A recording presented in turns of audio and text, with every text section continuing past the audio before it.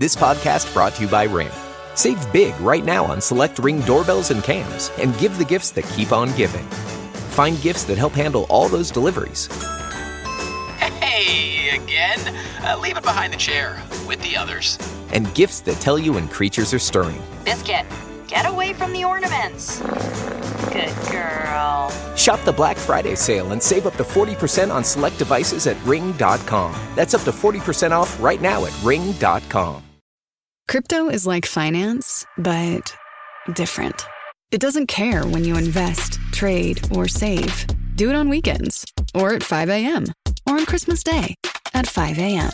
Crypto is finance for everyone, everywhere, all the time. Visit kraken.com/see-what-crypto-can-be to learn more. Not investment advice. Crypto trading involves risk of loss. Cryptocurrency services are provided to U.S. and U.S. territory customers by Payward Ventures, Inc. View PVI's disclosures at kraken.com/legal/disclosures. This is SpaceTime, Series 26, Episode 84, for a broadcast on the 14th of July, 2023. Coming up on SpaceTime, another milestone for NASA's Parker Solar Probe, discovery of Martian gullies that could have been formed by recent meltwater, and a new study claims that planet Earth was formed from dry, rocky building blocks, and the water must have come later. All that and more coming up on SpaceTime. Welcome to SpaceTime with Stuart Gary.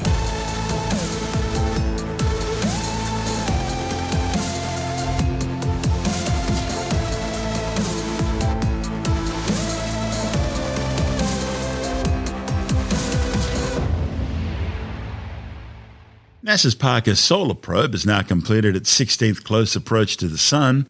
The 16th orbit included a perihelion on June the 22nd, when the spacecraft flew to within 8.5 million kilometres of the Sun's visible surface, travelling at some 587,000 kilometres per hour.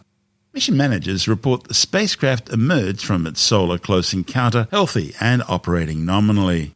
Now, on August the 21st, the Parker Solar Probe will swing past Venus for its 6th of 7 planned gravity-assist flybys of the planet. To prepare for a smooth course, mission managers at the Johns Hopkins Applied Physics Laboratory ordered a small trajectory correction maneuver, the first in over a year. The Venus flyby will use the planet's gravity to tighten Parker's orbit around the Sun and set it up for a future perihelion at just 7.25 million kilometres from the Sun's surface. Now, as the Sun becomes increasingly active, this perihelion will be especially important for learning more about heliophysics. NASA's Parker Solar Probe was launched in 2018. Its mission to observe and study the Sun's corona. It'll ultimately come to within 9.86 solar radii, or 6.9 million kilometres of the centre of the Sun. By 2025, the spacecraft will be travelling at around 690,000 kilometres per hour at closest approach.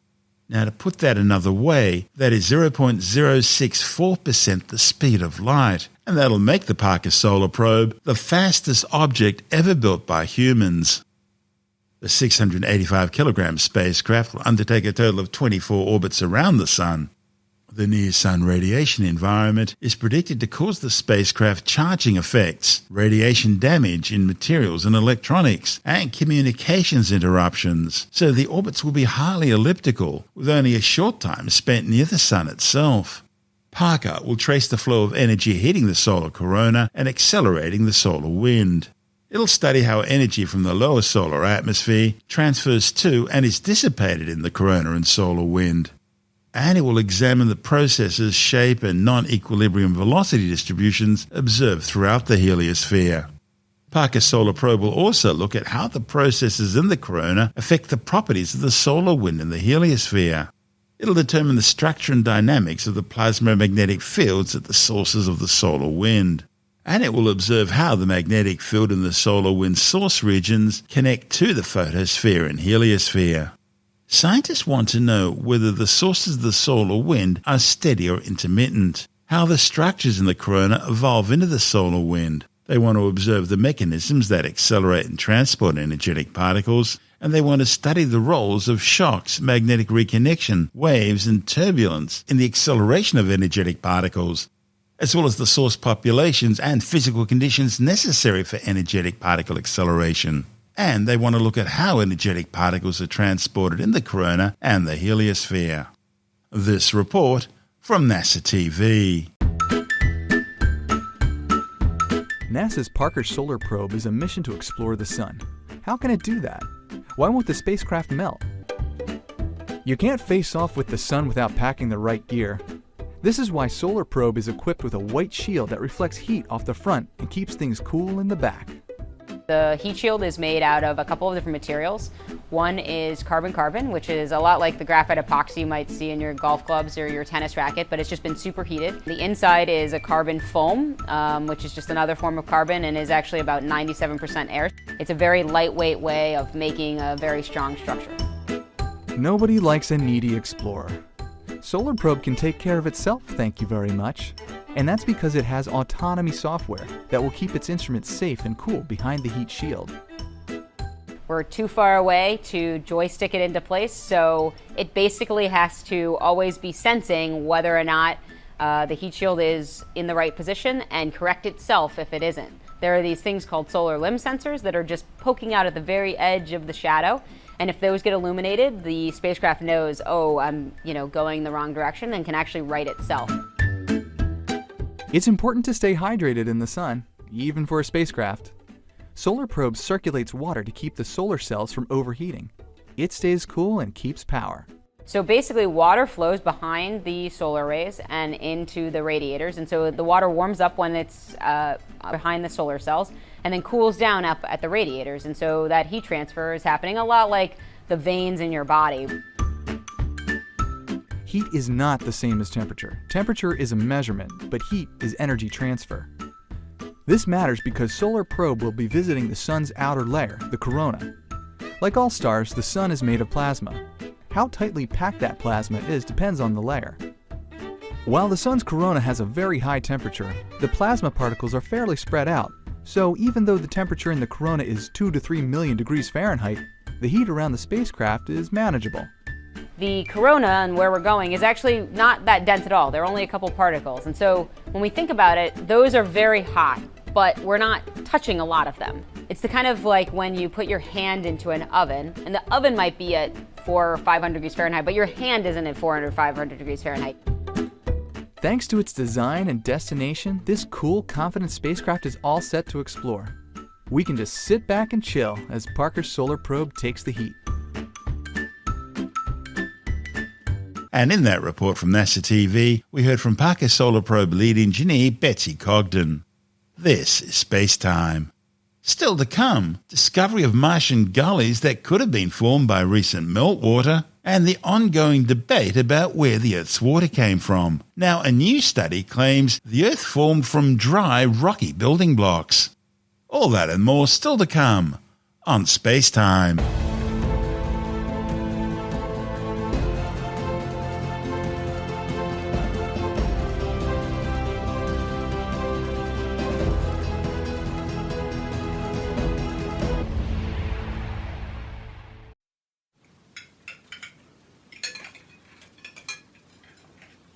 You hear that?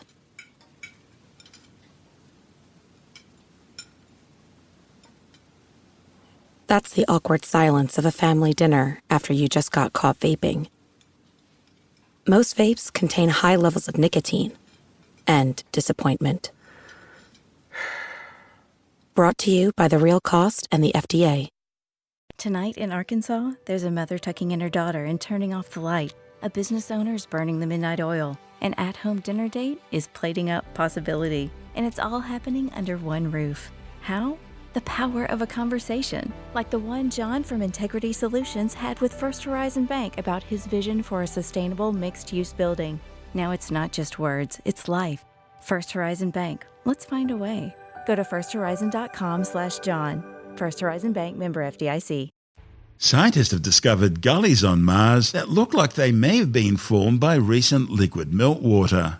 The findings, reported in the journal Science, offer new insights into how water from melting ice could have played a role in the formation of ravine-like channels that cut down the sides of impact craters on Mars.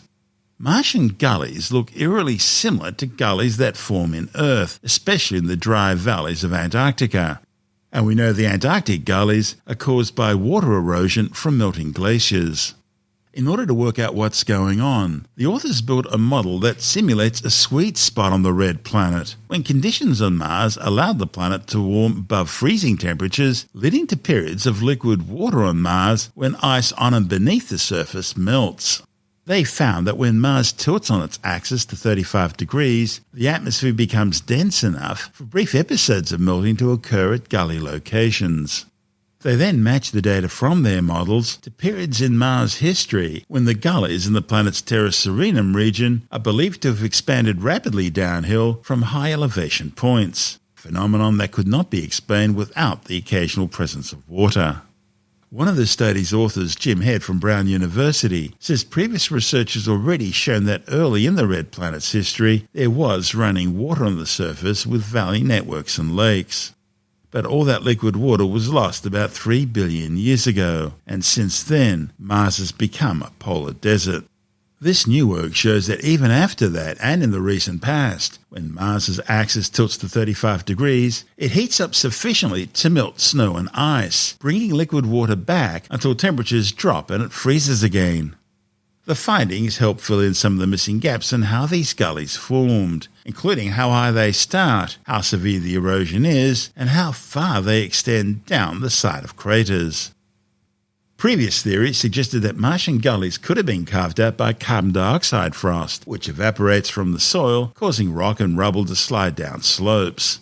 But the height of the gullies made many scientists theorize that meltwater from glaciers had to be involved, both because of the distance they traveled down the slopes and how eroded the gullies looked. But proving that liquid water could exist on Mars since it disappeared so long ago has been difficult because temperatures typically hover about 70 degrees below freezing. But the results of this new study suggest that gully formation was driven by periods of melting ice, as well as CO2 frost evaporation in other parts of the year. The researchers found that this had likely occurred repeatedly over the past several million years, with the most recent occurrence about 630,000 years ago. They say that if ice was present in the gully locations in the areas they looked at when Mars' axis tilted to about 35 degrees, the conditions would have been right for the ice to melt, because temperatures then would have risen above 273 Kelvin, equivalent to 0 degrees Celsius. The study's lead author, Jay Dixon from the California Institute of Technology, says the study shows that the global distribution of gullies is better explained by liquid water over the last few million years. He says water explains the elevation distribution in gullies in ways that carbon dioxide simply can't. This means that Mars must have been able to create liquid water in enough volume to erode channels within the last million years, which is very recent in time on the scale of Martian geologic history. Despite doubts about meltwater being possible and scientists never being able to model the right conditions on Mars for ice to melt, the authors are convinced that their meltwater theory is accurate because they've seen these similar features firsthand in Antarctica. There, despite the cold temperatures, the sun is able to heat the ice just enough for it to melt and for gully activity to occur. The new study is a continuation of previous research the team started decades earlier looking at Martian gullies. In a 2015 study, they showed that it was possible there may have been many past episodes on Mars when water was able to form gullies, that's if Mars tilted enough on its axis. The findings encouraged them to model what that tilt was and match it to the locations and altitudes of gullies that have formed. This paper raises anew the fundamental question of whether life could exist on Mars, because life, as we know it, at least here on Earth, goes hand in hand with the presence of liquid water. Now, the authors say Mars will eventually tilt to 35 degrees again. It's just a matter of time. Head speculates there could even be a bridge between an early warm and wet Mars and the Mars we see today in terms of liquid water. He says everybody's always looking for environments that could be conducive not just to the formation of life, but to the preservation and continuation of it. Any microorganism that might have evolved in early Mars is going to be in places where they can be comfortable in the ice and also comfortable or even prosperous in liquid water. In the frigid Antarctic environment, for example, there are organisms that exist, often in stasis in the ice, waiting for the water to form. And so this study also introduces the importance of these gullies in terms of potential targets to visit during future manned exploration missions of Mars. This is SpaceTime. Still to come, the debate continues as to whether Earth's water arrived with the planet or came afterwards. And later in the science report, a new study suggests the precursors of life on Earth may have come about by meteorites or volcanic eruptions. All that and more still to come on SpaceTime.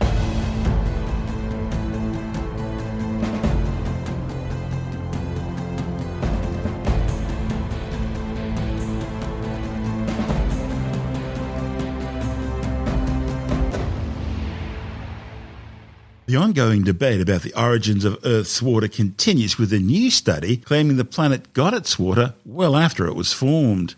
Now, this contradicts a study released last week which suggested that water was already present in the material which formed the planet 4.6 billion years ago. And so this to and fro debate continues. Billions of years ago, in the giant disk of gas and dust that surrounded the early nascent sun, rocky materials that orbited around the young star became larger and larger as they created more and more material.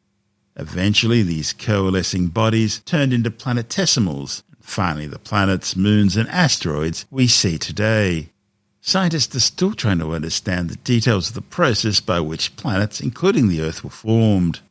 Now, one way scientists can research how the Earth formed is by examining the magmas that flow up from deep within the planet's interior. See, chemical signatures in these samples contain a record of the timing and nature of the materials that came together to form the Earth.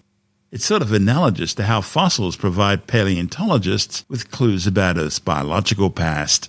Now, a study from Caltech and reported in the journal Science advances claims that the early Earth accreted from hot, dry materials.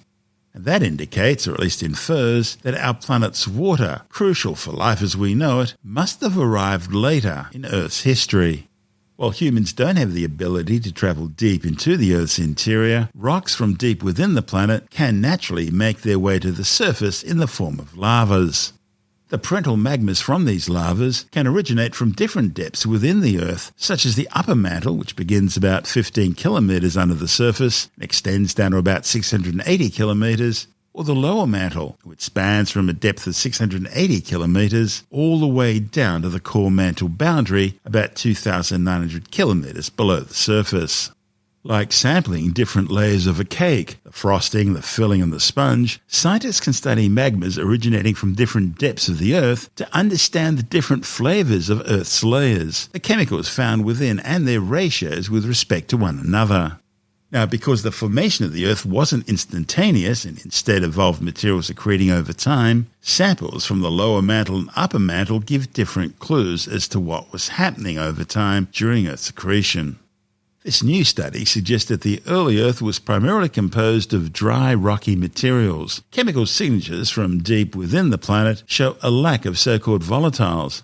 This new study suggests that the early Earth was primarily composed of dry, rocky materials because chemical signatures from deep within the planet show a lack of volatiles, which include easily evaporated materials like water and iodine.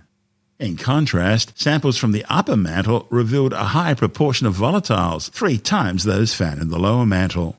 Now, based on these chemical ratios, the study's authors created a model that showed Earth formed from hot, dry, rocky materials, and that a major addition of life-essential volatiles, including water, only occurred during the last 15% or less of Earth's formation.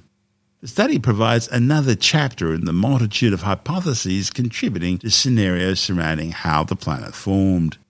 This is SpaceTime.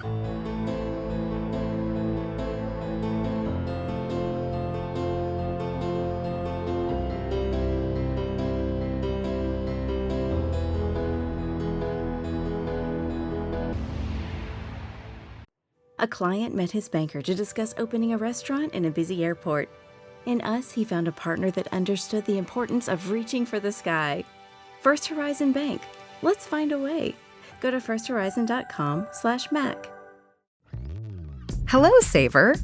Whether you're saving for that trip to the tropics or saving for an emergency, now is the time to take advantage of Wells Fargo's savings options.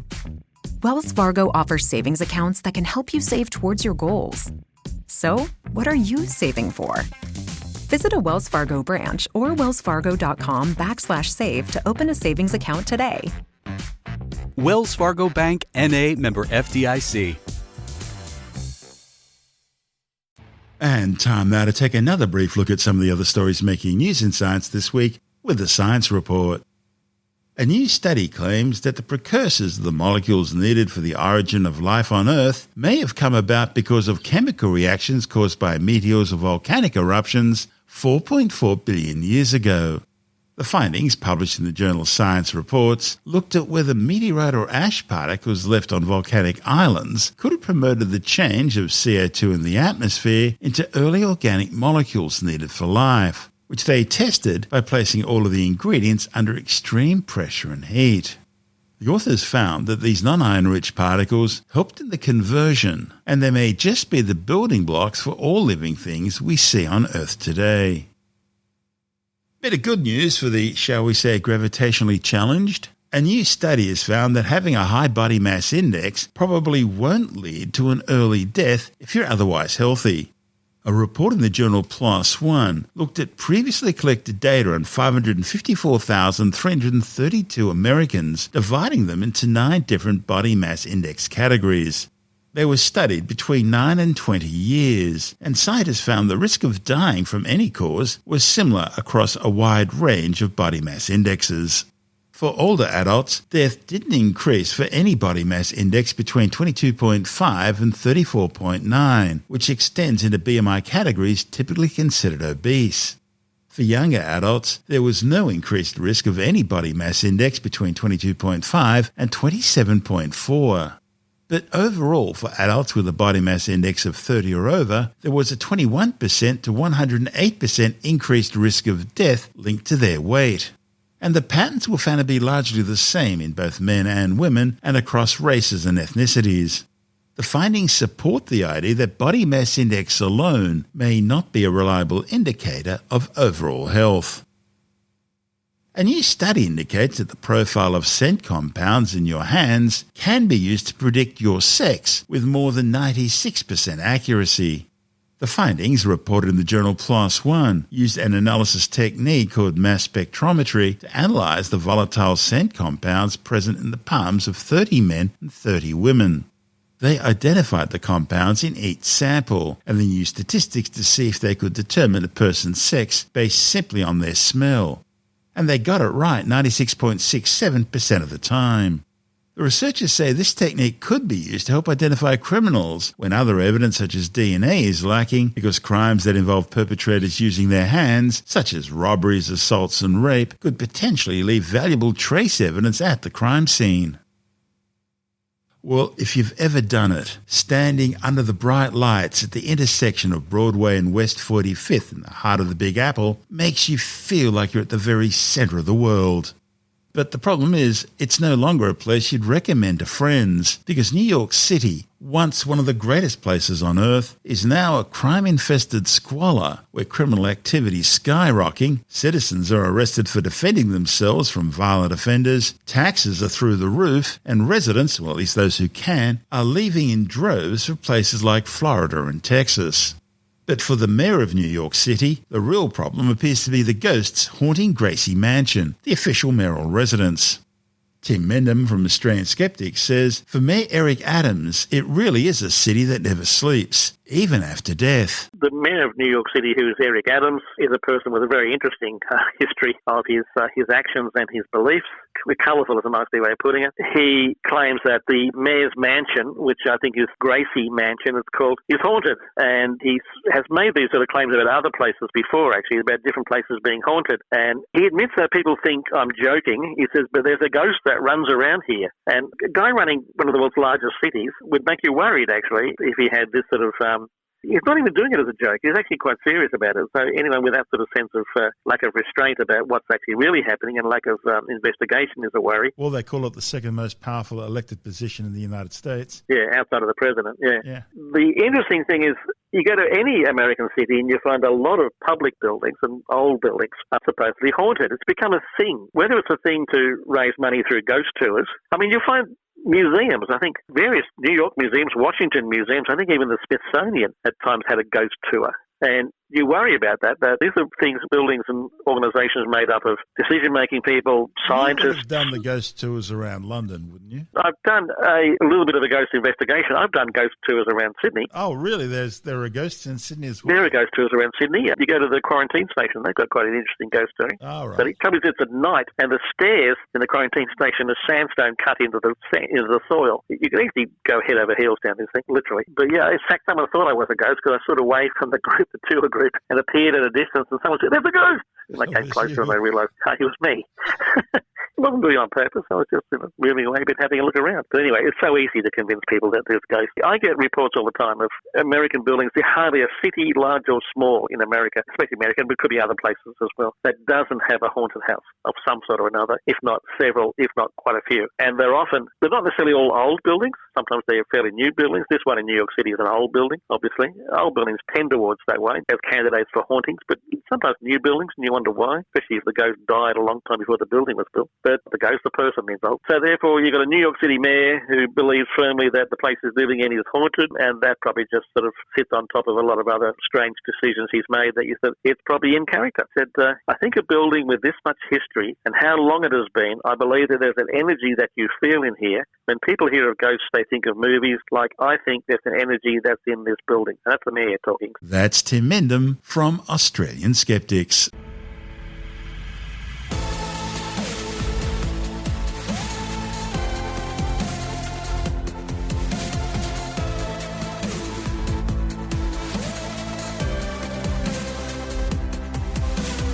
And that's the show for now. SpaceTime is available every Monday, Wednesday and Friday through Apple Podcasts, iTunes, Stitcher, Google Podcast, Pocket Casts, Spotify, Acast, Amazon Music, Bytes.com, SoundCloud, YouTube, your favourite podcast download provider, and from spacetimewithstuartgary.com.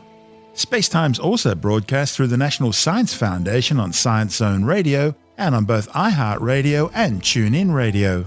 And you can help to support our show by visiting the SpaceTime store for a range of promotional merchandising goodies, or by becoming a SpaceTime patron, which gives you access to triple-episode commercial-free versions of the show, as well as lots of bonus audio content which doesn't go to air, access to our exclusive Facebook group, and other rewards. Just go to spacetimewithstuartgary.com for full details. And if you want more SpaceTime, please check out our blog, where you'll find all the stuff we couldn't fit in the show, as well as heaps of images, news stories, loads of videos, and things on the web I find interesting or amusing. Just go to spacetimewithstuartgary.tumblr.com. That's all one word, and that's Tumblr without the E. You can also follow us through @StuartGary on Twitter, @SpaceTimeWithStuartGary on Instagram, through our SpaceTime YouTube channel, and on Facebook, just go to facebook.com/SpaceTime with Stuart Gary. And SpaceTime is brought to you in collaboration with Australian Sky and Telescope magazine, your window on the universe. You've been listening to SpaceTime with Stuart Gary. This has been another quality podcast production from Bytes.com. Hello, Saver.